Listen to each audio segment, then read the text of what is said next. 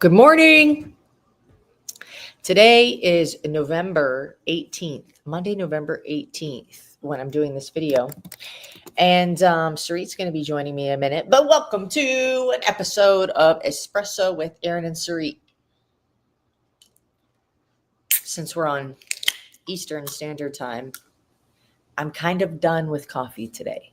It is 11. I could go for another cup, but right now,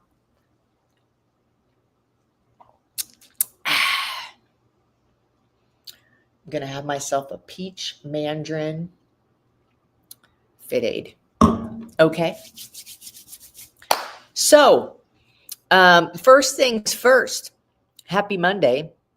And you know what we say about a Monday? Do you know what we say about a Monday? We say never miss a Monday. I'm sharing this right now to a group. Today we're going to be talking about how to maximize your morning. How to squeeze the juice out of your morning. I'll be really honest. Sarit planned this. I'm going to say live now so that people in the Facebook group can come join us too. Everyone. I know that y'all like it when I tag everyone.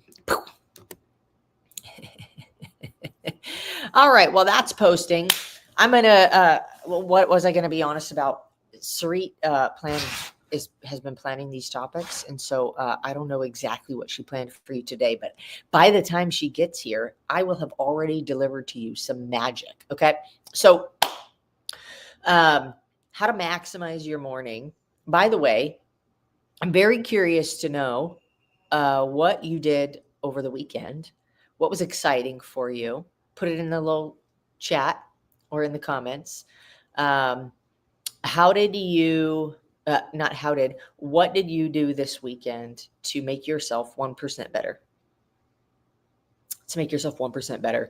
I did a workout on Saturday that I didn't want to do. I was not planning to work out. I was planning for my workout on Saturday to be packing bags and boxes, loading them into trucks. I knew I needed to load a U-Haul, drive it over, take it out, put it in something else. And I was like, that's going to be my workout for the day. It's plenty. And I ended up doing a workout in addition to, which consisted of 5 rounds of 500 meters of rowing and 20 push-ups. 20 push-ups. For those of you in MDBS, you know my challenge for the month, my personal challenge for the month is 1,000 push-ups this month. Do you want to know where I'm at? I'll tell you. Morning, Shauna. Morning, Sherilyn. Morning, Amanda. Morning, Lisa. Share this video with your homies. Okay, November push-ups.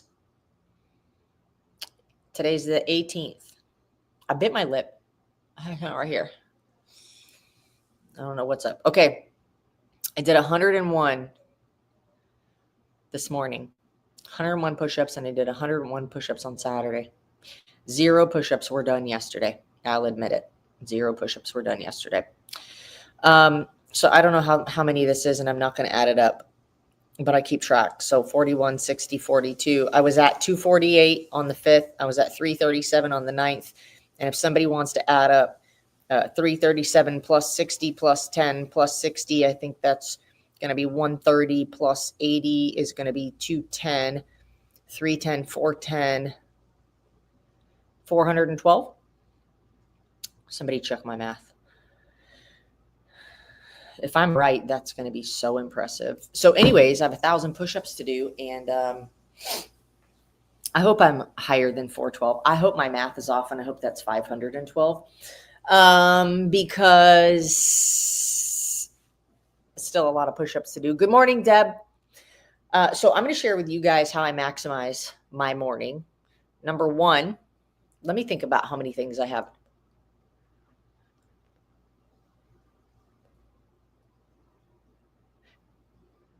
2.5. 2.5 things. I purchased some new tools to help me reach my goal. Oh, what kind of tools? Kind of tools? Like workout tools or like house tool, like a drill tools? Um, okay, so maximizing your morning. Um, I want to share with you kind of what I do to make.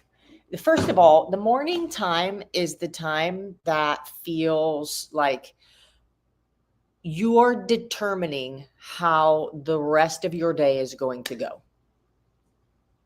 in your mind in the morning.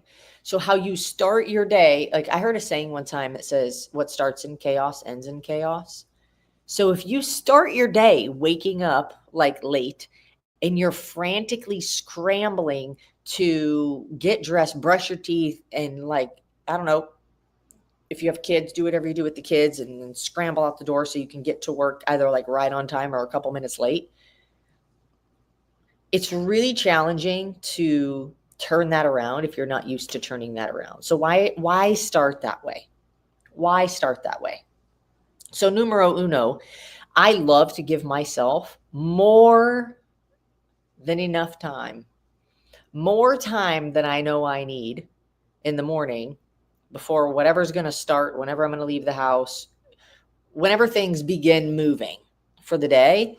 I like to give myself more than the time that I know that I need to make that happen so that I do not need to rush through it, so that I can feel at peace in my morning. It's like when I have that time for myself and I can write down my journal, I can write down my intentions for the day or my goals or just things that come up in my mind, and I can peacefully have this quiet space. If anybody wants to know why I go to bed at 8 p.m., it's because I like to get up before 4 o'clock in the morning because nobody else is awake at that time.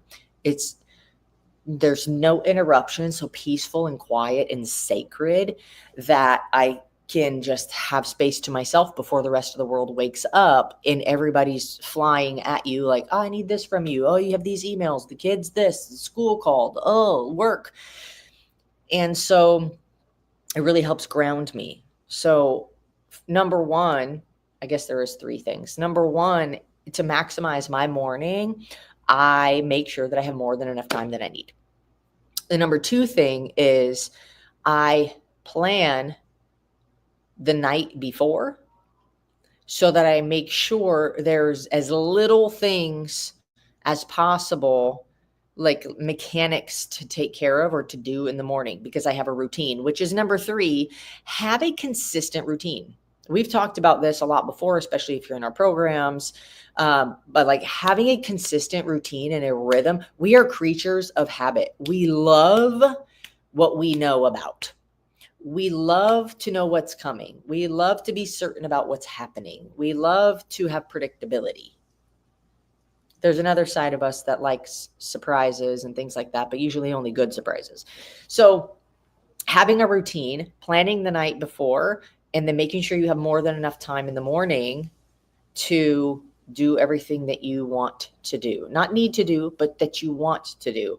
So part of starting the night before is also, I literally calculate, like, what time do I want to wake up? Okay, if 3:30 or 4 a.m., yes, this is real life. Then I want to go to bed by 7:30, 8 o'clock, because I want to also be in bed for 7.5 to 8 hours. So sometimes it's so challenging because we do things so late, but we're actually shifting. Today's our last day in this house. We have one more sleep, and then tomorrow we are going to work out at 5 a.m. We're coming back to shower and get the dogs, and then we're peacing out. All right, Nashville, here we come. So, we'll be on Central Time. That's why it might be a little easier. Anyways, so morning routine. Let's talk about this. Something consistent, something that you do over and over again, something that is predictable, something that becomes a habit. So the first thing that I do when I wake up in the morning is I like grab my toothbrush, toothpaste, and I jump in a cold shower. I just get in this shower. I do not think about it. Don't ask me to think about it. I do not think about it. I put toothpaste, I grab my toothbrush. Actually, back up. Before that, I get out of bed and I start chugging water. Some of you know this. I play a game with myself. How much water can I drink in the first 20 minutes of being awake? Okay, so I start chugging water, and my goal is to finish 24 ounces in the first like 5 minutes of being awake. Like it's a game. I'm literally competing with myself from the second I wake up chugging water. Okay. And then I want to be completely finished with that bottle of water before I get in the shower. So now I've got toothpaste, then I've got toothbrush, and boom, shower, cold water. I do it for 2 minutes. I just do it for maybe 2.5 minutes because my toothbrush is electric and it goes for 2 minutes. You got, 30 seconds here, 30 seconds here, 30 seconds here, 30 seconds here. You know what I mean? Okay. So I got 2 minutes, brush my teeth, boom. I finish my water if I haven't already finished my water before I got in the shower, or I start drinking my other 24 ounces of water. Okay. You following? Tracking? Okay. Then I get out of the shower. Actually, sometimes I stay in the shower and I'll actually turn the water warm and I'll sit in the shower and I'll visualize. Like I'll let the warm water just hit me and I will visualize in the shower. I can't do anything else while I'm in there. I can't have my phone. Nobody's talking to me. Like I love to just be in that space. The shower is also, I don't know, there's something scientific about some sort of release of hormones that happens or brain activity when you're in the shower. Okay, put in the chat if any of you have had like some of your most brilliant thoughts in the shower, or at least you thought they were brilliant. Okay, hold on, I'm gonna look at the chat. What's the benefit of a cold shower? Oh, wondering the same thing. So a cold shower depends on your intention. I know that there's some kind of scientific benefits of fully submerging your body in like a ice bath, like a cold bath. And there's some kind of temperature where there's actually therapeutic effect, like recovery for your body, your muscles, your organs, and things like that. One of the other things though is it's something really hard to do. So like I immediately win the day when I get in a cold shower and I do something I don't want to do. So for me, that is the benefit. It's like I'm immediately stepping into something that just like I conquer myself immediately. So it's like I've already won today. Like I want to start my day with momentum and reminding myself I can do hard things. Don't think about it. Turn the water on. Do hard things. Okay. So I got my water and now I got my teeth brushed. I did my cold shower. Maybe I visualized or meditated in the shower. Teeth brush. That's good. Okay. And then I've had more water. If not if I haven't had 48 ounces of water by this point, I will within the next 15 minutes. Okay. Now it's only probably been 30 minutes at this point since I've woken up. 30 to 40 minutes, depending on how long I sit in the warm water in the shower. Okay. I'm telling them about a morning routine. Love that. So at least my morning routine. After that, I will drink lemon water or green juice with my vitamins. I will make a coffee, and then I will sit down and I will do whatever I feel like doing at that point. If it's sometimes I'll read the Bible. I will write in my planner things that come up for me, like, oh, I want to do this today. I want to do that today.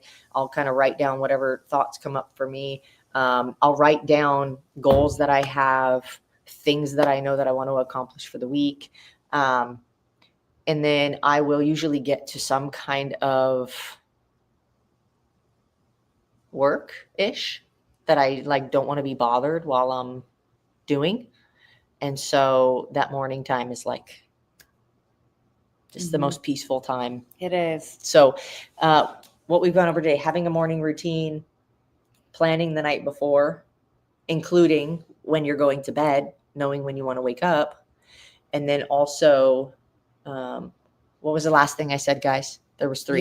You shared your morning routine. Yeah, having a morning routine, like being habitual about what happens in the morning. And then another thing that goes with planning ahead is like, okay, well, what are we going to do this weekend? So knowing where you're going to be Also, like traveling and being outside of your normal environment is a totally different episode. But planning the night before is part of that. So it's like no matter where you are or what's going on, if it's the holidays, if you're staying at someone else's house, if you're on a vacation, if you're in a hotel, like how can you maintain your morning routine and your rhythm as close as possible so that you can keep yourself in that practice and continue to maximize your morning even when you're outside of your normal environment. Mm-hmm. Hi, welcome to the show, Saree. Thanks, guys. I was just wrapping up another meeting. Okay, so this is actually a really great topic because we're getting close. We're literally 10 days out from Thanksgiving. So what I'm hearing you say is that this is more of a planning conversation than anything. And what do you guys, unless you're new to our show or community, what have you heard about planning before? If you fail to plan, then what? If you fail to plan, then what? Hold on. I just saw somebody say the light bulb is bright in the shower. I actually light a candle. Why is my battery dying so fast? I actually light a candle. I don't want to turn the light on. And you can also switch a light bulb.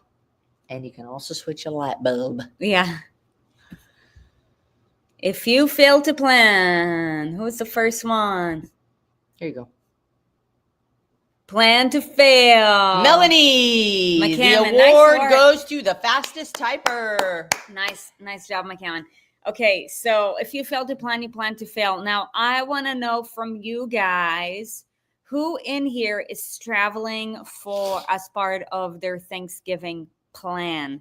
If so, go ahead and drop travel in the chat, because this conversation Travel in the chat would very much be relevant for you with what I'm going to share, because you may or may not know that we're moving tomorrow. We're moving. I told them. Okay, great.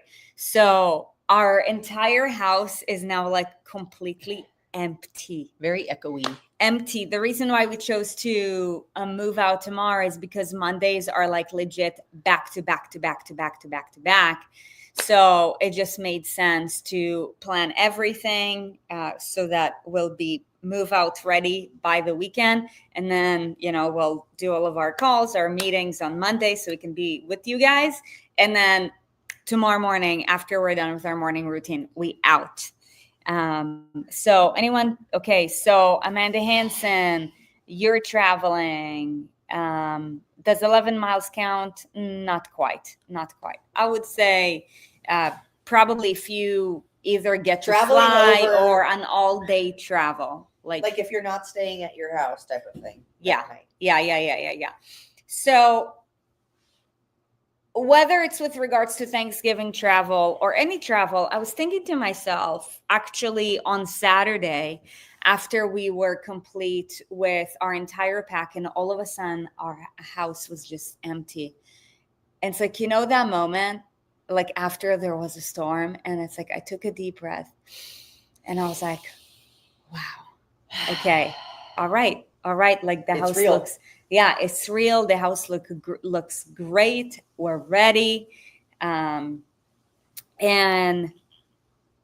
for a second, I was thinking about how we planned from a nutritional standpoint for our move and how it allowed us to set ourselves up for success. And I was thinking to myself, it's interesting how the more complex life is, the more planning and preparation it requires.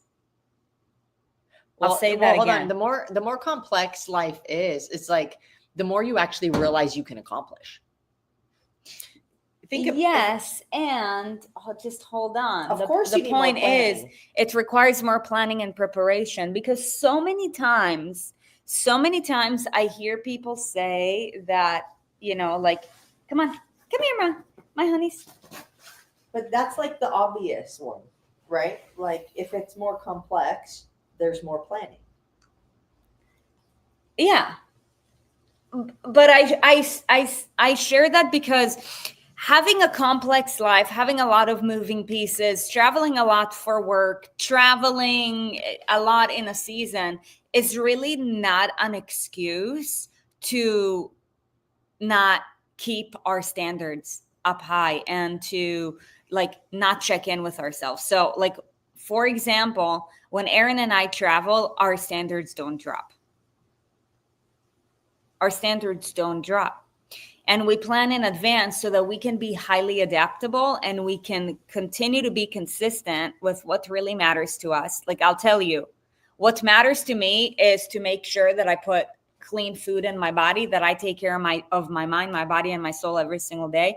Because if not, especially when I'm ungrounded, like in moving around, I for sure want to be grounded with myself, because otherwise what's going to happen is that my decision-making process is really just going to be compromised, and I am not okay with that.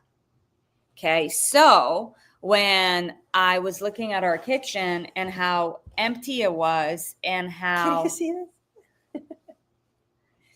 and how Wow. empty it was, and then we had a couple of things in our fridge, I was like, man, I'm so grateful that we know how to plan in a way that allows us to pivot fast. So the purpose of preparation, especially as life gets complex, is that it allows us to pivot fast. It is not about keeping things constant. It's about being highly adaptable. Anyways, back to you're gonna share something when I was talking about planning. I was sharing that. Did you ever notice that you think you're busy and then one more thing gets added to your plate and somehow you still manage to make it happen? Like, that's not a rhetorical question. I want you to answer that. Like, what was the last thing that got added to your plate when you thought there's nothing else that I can put on my plate? Uh-huh. What's the next thing that got added when you reached that point? Because all you realize is that you figure out a way. You just figure out a way. That's how we are as like, we want to, I mean, I believe we want to thrive. I believe we were not put on this planet to have anything less than a thriving life. We've complicated things as human beings. But my daughter called and asked me to watch my granddaughter. And did you figure it out? The thing is, people like to say to, I think it makes us comfortable when we're afraid to jump into something, to say, I don't have time. Mm-hmm. But in reality, we'll never have time. Like, we will never have time for anything we really don't care about. Think about it. You'll never have time for anything you don't care about. Even if you have all the time in the world, you just don't care about it. So you will not utilize your time for it. Mm-hmm. So whatever it is, people who care a lot about their health find a way to do workouts, eat healthy, make their food. When they travel, prioritize all of these same things. People who care about cars will make the time to go to the car show. People who care about birds will make time to go bird watching. Like, we have plenty of time for the things we care about. And what I've come to realize is that putting more on my plate doesn't really, it actually just shows me how much I'm capable of that I didn't know I was capable of before. It stretches you. So think about a hair tie. I've done this analogy before. I remember the one time I broke it where I was like, boom. Oh my God, it broke a hair tie. Oh, rest in peace, hair tie. But, or even a rubber band, you got the rubber bands hanging from the doorknob to the upstairs, and there's like 40 of them. You don't know why you have them all. You think you'll use them someday. There's 40 rubber bands there, and they're all stretched out and old. Some of them are new, a little smaller, tighter. But when you have a rubber band and you stretch it and it stays there, it never goes back to where it was when it was fresh before it was ever stretched. It never goes back there. So when you stretch yourself with time, with the things that you want to do, you stretch yourself. It's like it's hard at first, and then it just becomes normal. Now this is just normal, and you're fine with it. You're in a rhythm, you're in a routine with it. It's all good. And then something else, you stretch a little further. It's uncomfortable again. I don't have time. Oh, there's so many things. And then it becomes normal. And then you're like, okay. And is there only so much time in a day? Yes. However, when you stretch and stretch and stretch and stretch, you reach different points where you realize, oh, at this point in my stretchiness, I no longer can do all of the doing by myself. Mm-hmm. So I will maximize and utilize somebody else's time. Mm-hmm. Those things are still getting accomplished. The laundry is still getting done. The dishes are still getting washed. The food is still getting made. You just might not be the one doing all of the doings. So guess what? Now in your world, you're still creating everything that you want to create. It just requires another level of thought process. Mm-hmm. So I only say that I go down this rabbit hole because that's something that people struggle with a lot. It's not that we can't add something else to our plates. It's that we haven't thought, like we haven't yet developed the thought process to how could I add this other thing to my plate that I want to do? And also like remove the time that I'm using to do something else without removing the something else being done. Mm-hmm. Does that make sense? So you were talking about when life gets more complex. I challenge you not to make it like uselessly complex, like for no reason. Make it complex for some sort of big goal that you have, for some dream that you have. We had our live event last weekend, and we invited people into the Ultimate Peak Physique experience. And for I would say the majority of people that have jumped into that, it was stretchy for them in one way or another. If it's time, if it's like this experience where it's like, I don't know what's coming. Good. Stretch yourself, because that's the only way you'll realize what you're truly capable of. Stretching yourself is the only way that you'll be able to put yourself into a new level and create a different thought process, thought pattern, so that all of the things you want to have accomplished can still get accomplished, mm-hmm. even if you're not the one doing every single one of the doings. Mm-hmm. Make things challenging for yourself. Put a little too much on your plate, a little too much. Put a little too much on your plate, and then figure out, how do I handle all of this with ease, with style, with class? Mm-hmm. This morning, I did an extra round of this stupid workout. Oh, yeah. Oh, I was scared of it from the beginning. So by the time I was almost finished and I realized, oh my God, I'm actually going to complete this. I didn't know if I was going to complete it as it was written. I literally did not know. I was like, well, worst thing that happens is like I have to scale back. Okay. But I was like, I'm going to push for it.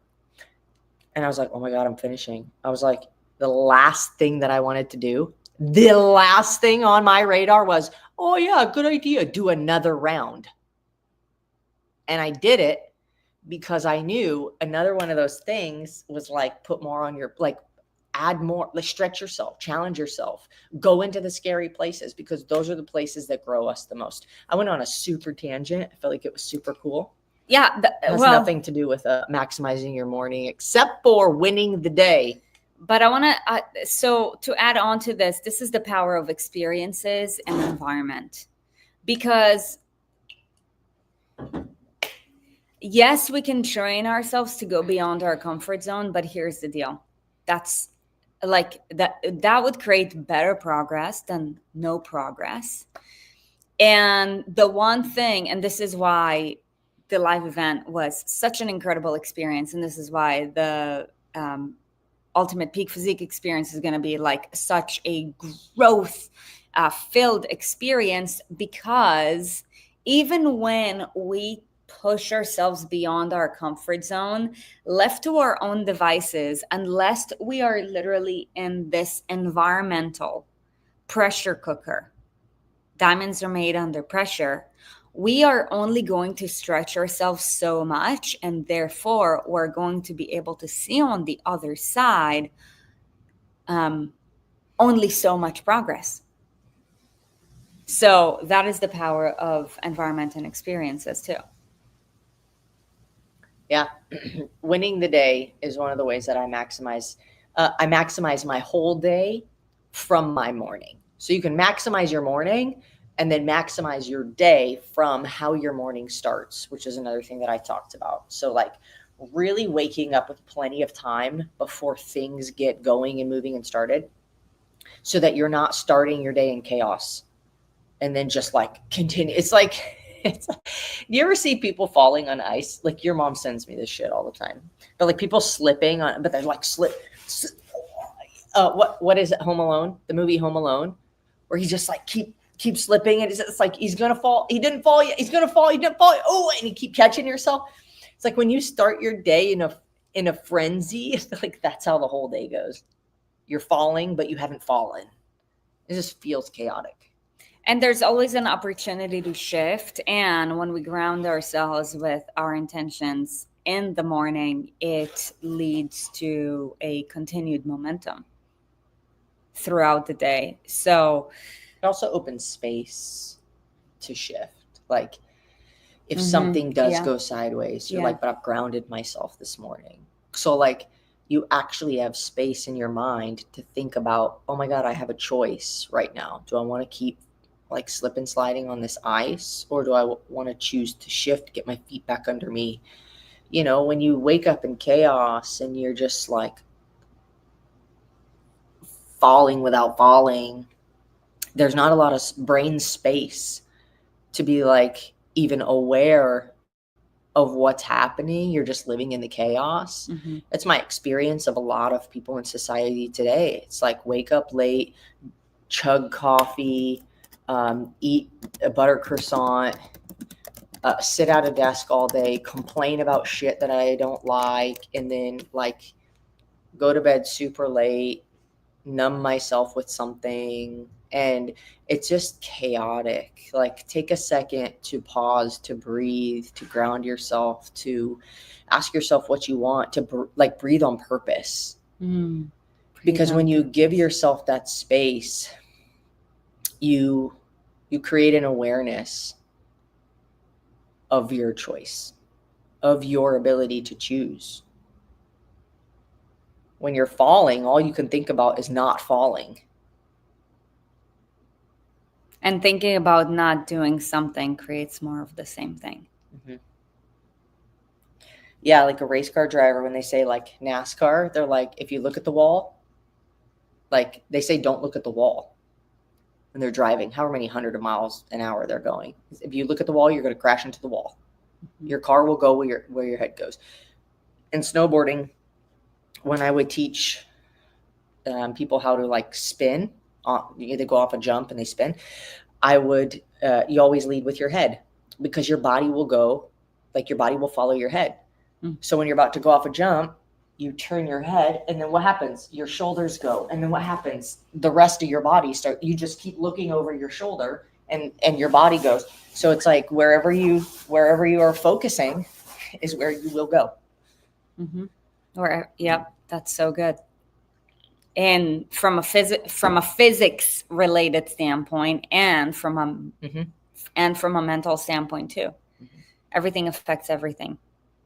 Okay, so Marva, thank you for sharing. I feel like you're talking to me right now. So whether or not you feel like we're talking to you right now, the reason why we do this show is to help you to raise your level of consciousness with regards to where are you currently at and what it is that you truly want to create. So obviously, since it is Monday, Continued Momentum Monday, I want to help you, before we wrap this up, to set an intention for yourself when it comes to this week. So I want you to think, fast forward to the end of this week. What results did I create? What results did I create? And I say that because so many people And I used to be that person for a very long time too. Shout out to all of my doers. Drop a doer if you were a doer. You take pride on the things that you do. So now to go from a Is it taking pride in or feeling worthiness from? both. Both. If I take pride, it's because I'm feeling worthiness from. So ultimately, what we do or don't do doesn't matter as much as what results are we creating and what's our intention. So instead of thinking about all the things that you quote unquote have to do, my question for you is, fast forward to the end of this week, what results did you create? In terms of like, so I'll just give you some examples. Okay, too. Yes, please, ma'am. So maybe with nutrition, the results that I've created is I stayed fully on track with my with all of my meals, and I did not steer clear in the break room or when other holiday related things were given out. With regards to my workout, I worked out 5 days per week, regardless of what came my way. With regards to wake up time, I woke up at this time every single day because I want to be able to create X, Y, and Z throughout the day. So I want you to think in terms of. Hold on. Those are things. Those are the doings. They are doings, but they're in terms of like with regards to a result. A result is I lost X number of pounds. Yeah. The doing is the workouts, the nutrition. Yeah. So are we talking about results or are we talking about doings? Well, it depends. It depends on the objective. It depends on the objective. You said we're saying results. Okay, so let's say 2 pounds. I dropped 2 pounds. Okay. The reason why I didn't go there because there's only so much you can control with regards to whether or not it's going to be 1.5 pounds or 2 pounds or 2.5 pounds, but it makes sense. So let's just go there. Okay, we'll go there. So you're thinking what's something tangible you can measure that gets you to a result? Yeah. So let's say I dropped 2 pounds. Okay, like Laura Molina messaged me this morning. She's like, I lost 4 pounds last week while traveling. I'm like, yeah, that's what happens when you stay on top of That's your also shit. what happens when you go through leadership and you realize you're responsible for your entire life. Yeah. So what result do I want to create by the end of this week? And based on that, what gets to happen? That's the beauty of what we do with the $1 Million Body Society. Like you have checkpoints every single day and you have a measuring stick. It's like 1, 2, 3, 4, 5 action steps. Did I do this? Did I not do that? Did anybody check my math on those push-ups, by the way? And based on whatever results you want to create, what action steps get to happen? Doing all the other additional things may not necessarily be the vehicle to where it is that you want to go. So the reason why people are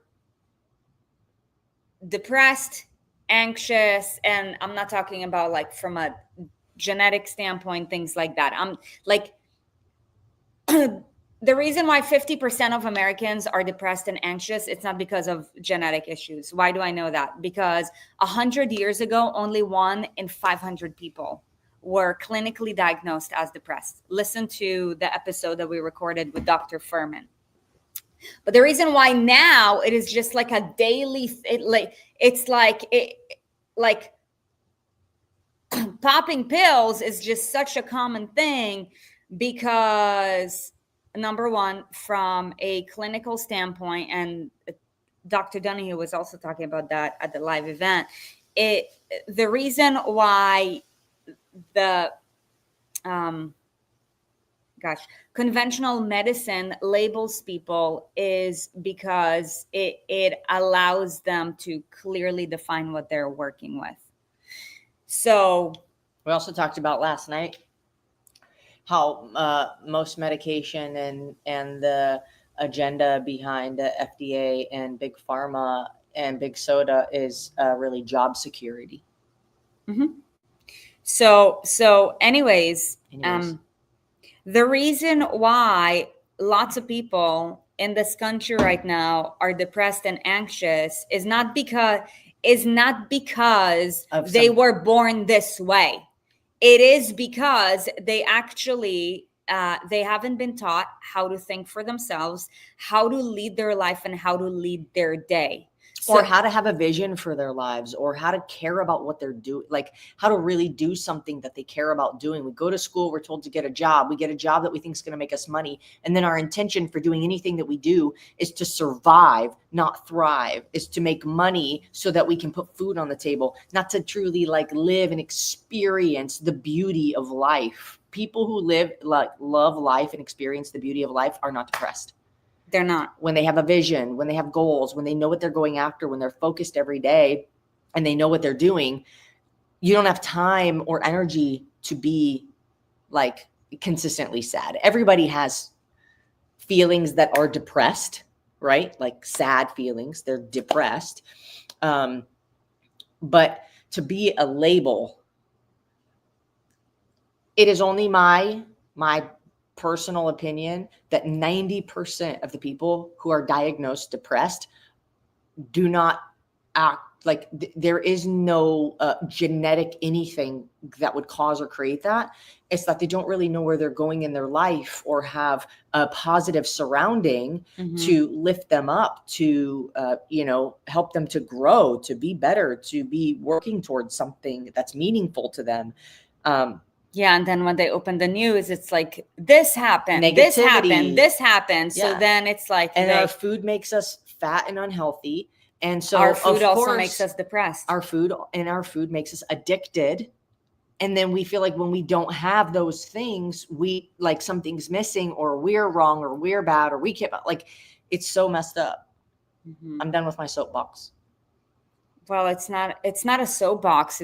It's the reality of things, right? Yes, so my point for opening this point of conversation up is because I'm not sure how you are currently feeling as you're starting your day and your week today. But what I do know for sure is that when you set an intention for what results do you want to create by the end of this week, and when you focus on what are you doing in order to get there, who are you surrounding yourself in order to get there, who are you being in order to get there, versus all of the things that are coming at you, which they will, you will be grounded, you will be focused, you will be determined.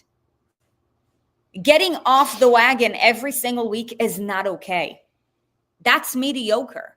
That's letting a weekly distraction, whether it's in the form of a weekend, in the form of maybe a little bit of friction in a relationship, get in the way. Shouldn't happen, because it's all just an opportunity. So by the end of this week, I want to see from you guys, what is one result that you want to create? I want to answer this question too.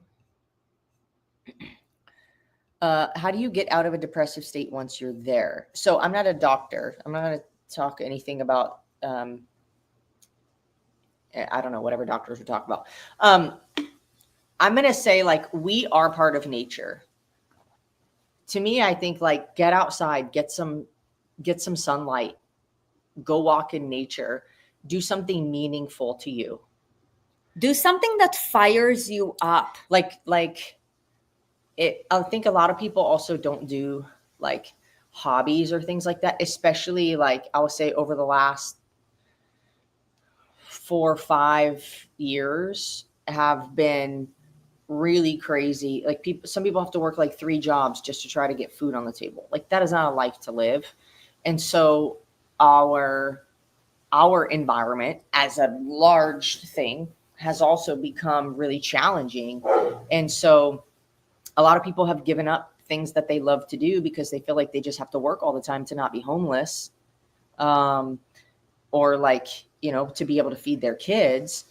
And then, so I would say, like, do something that you you know, when you do something and you lose track of time because you're just having fun doing it, you're like, oh my God, 3 hours just went by. Like something like that. Some people like, you know, extreme sports. Some people like sewing. Some people like golfing. Some people like swimming. Some people like, I don't know, bird watching. Like whatever it is, do something that's meaningful for you, that is fun, that brings you energy, and that will transfer then into the other things that you do. Okay, so there's going to be some real talk, and this is just my opinion. Okay, so you can take it or leave it. Have you ever seen a 3-year-old child or a 1-year-old child? My mom sends me videos of my about to be 1-year-old niece. Okay. Have you ever seen a baby who's depressed? Yes or no? Question. Go ahead and drop it in the chat. That's a really good I'm about to drop some real talk.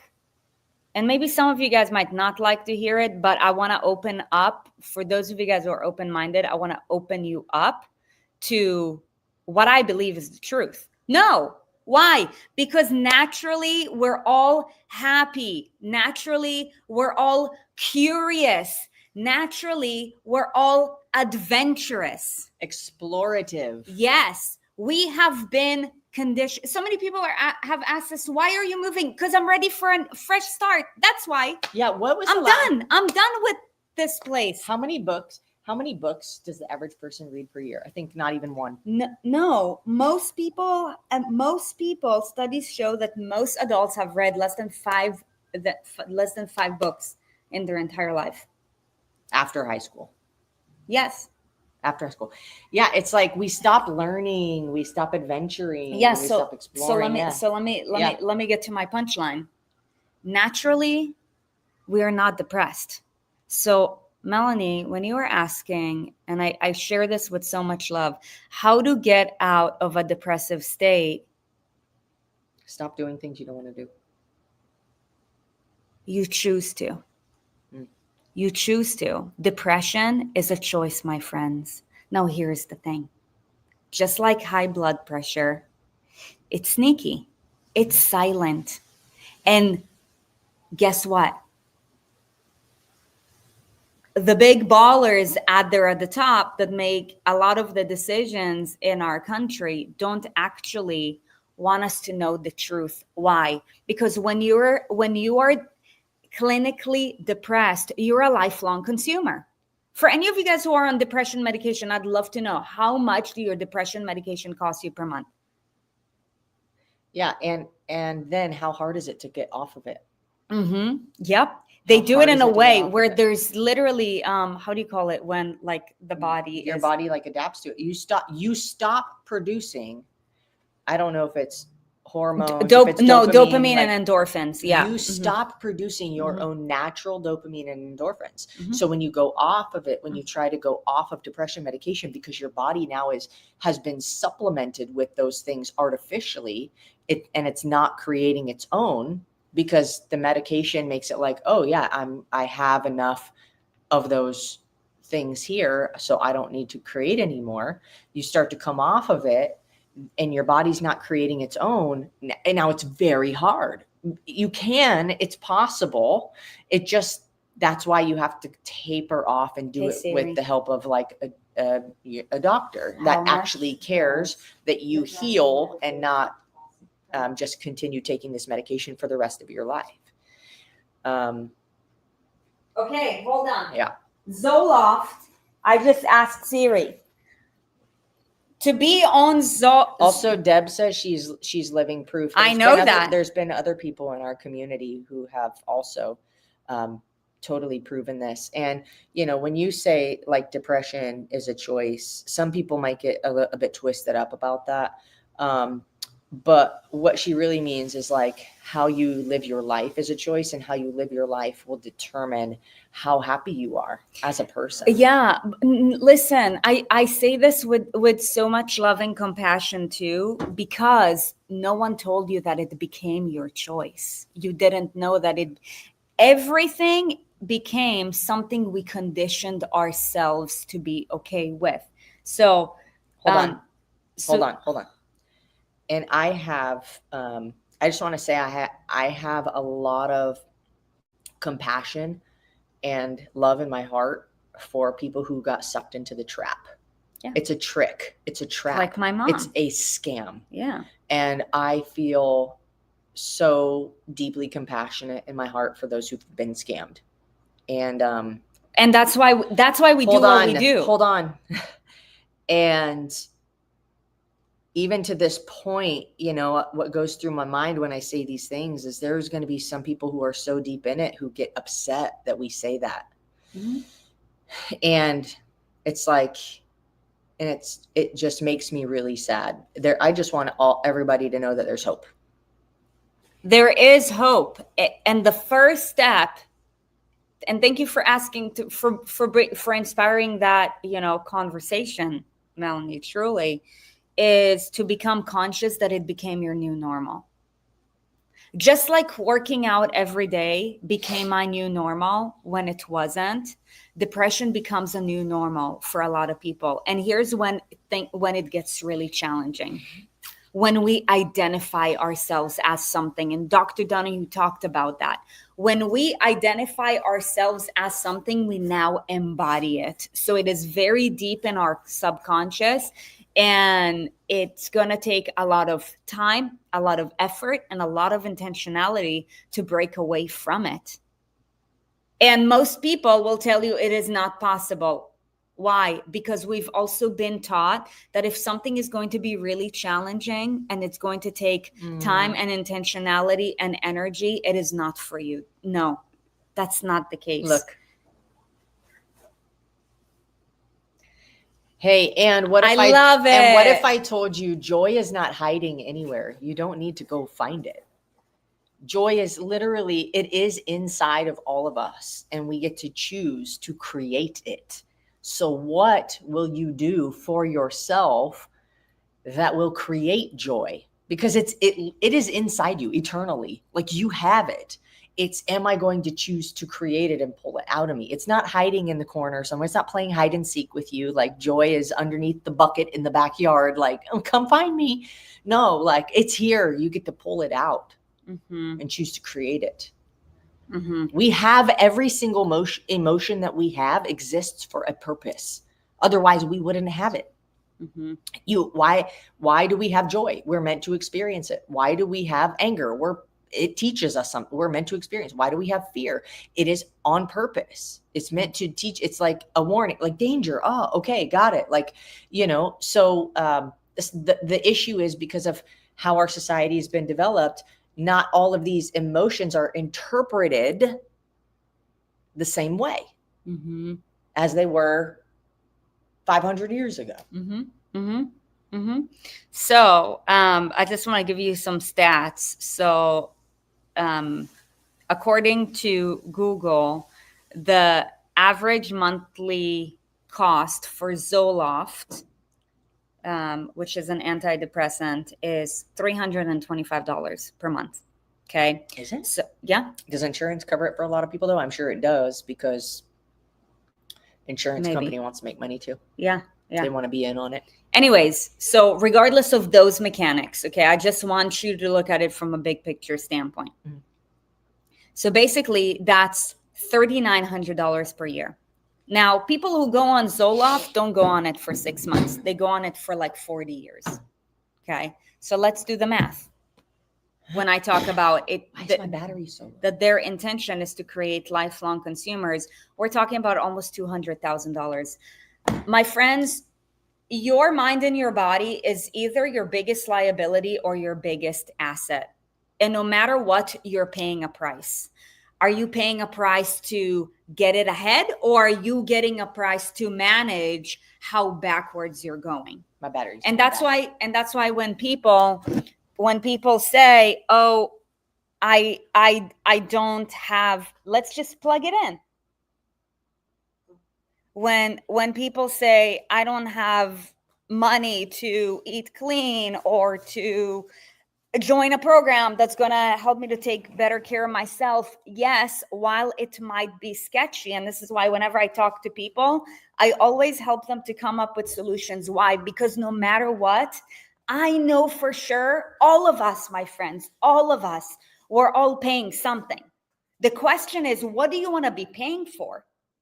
The intention is not to not pay at all, because not paying at all means you're not getting ahead. So most people are in a crisis management mode, paying thousands of dollars every single year for pills, medication, versus for eating clean food and for all of that. And sure, there have also been factors in the economy in the last couple of years that made things even more difficult. But from a big picture standpoint, regardless of what the economy looks like, the intention is not to not spend money on your health. It's, are you spending money on your health from a crisis management standpoint? For insurance, for medications, for stuff like that? If so, then it's crisis management. Or is it, okay, where is it? Okay, or is it to be able to get ahead? And it's all subconscious conversations. This is what Aaron and I do that's truly different. We're not here to tell you guys the fluff, to tell you, oh, let's talk about how many carbs and sugars are here in blueberries and all of that. Deep down, we all know that if we were to eat a blueberry muffin, it ain't gonna help our waistline. We all freaking know that. Okay, the conversation should be about the shit that no one wants to tell you. But guess what? It takes courage, because maybe some of you guys are judging me right now. And I'm okay to pay that price. No matter what, I'm paying a price. So I might as well pay the price of creating a world that I want to live in. I don't want to live in a world where when I ask people, how are you doing? They're like, tired. Okay. That's like an Eeyore type of lifestyle. If you were to be any Disney cartoon, who would you want to be? Eeyore? I don't know about you guys, but I don't want to be like Aladdin or Peter Pan. Like, I want to fly all over. You know what I mean? So just ask yourself this question. If I was to be a Disney cartoon, which Disney cartoon would I want to be and why? And how have I been leading my life up until now? It's all a choice, my friends. And by the way, if you're like, man, okay, you inspired me and you want to have a conversation, just DM Aaron or myself. We're here to help you guys. We love you guys. You know what I mean? I can tell you for sure, big food, big pharma, they don't got your back, but we do. All right? So that being said, Aaron's computer is going to die and MDBS beeps. We have a call in 2 minutes. So I'll see you, MDBS crew, in just a minute. And for the rest of you guys, wishing you an incredible week. Just a reminder that on Thursday, we are going to start having espressos on at 11 a.m. Central Time. So it's going to be noon Eastern Standard Time. So if you're in Eastern Standard Time, it's going to be exactly during your lunchtime, which is perfect. And on Thursday, we have a very special guest that I'm excited to share with all of you guys. So that being said, wishing you guys a beautiful day and week ahead. And remember, what result are you seeking to create this week? How committed are you? And if you were to be a Disney cartoon, who would you want to be? Start living like them. All right? Much love, you guys.